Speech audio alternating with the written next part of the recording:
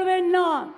আর সরকারি যে প্রকল্পগুলো হচ্ছে, কেউ যদি আপনাদের কাছে 1 টাকাও চায়, 1 টাকাও কাউকে দেবেন না। তার কারণ হচ্ছে এটা সরকারের টাকা, অন্য কারো টাকা নয়। সুতরাং এই টাকা নেওয়ার অধিকার গ্রাম সভারও নেই, পঞ্চায়েতেরও নেই, পঞ্চায়েত সমিতিরও নেই, জেলা পরিষদেরও নেই, কারও নেই।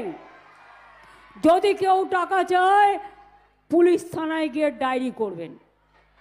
আর যদি পুলিশ ডায়েরি না নেয়, আমার মুখ্যমন্ত্রী সরাসরিতে জানাবেন। ঠিক আছে? ভালো থাকবেন।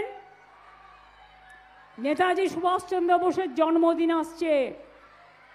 বলুন তো নেতাজি সুভাষচন্দ্র বোস কি বলেছিলেন?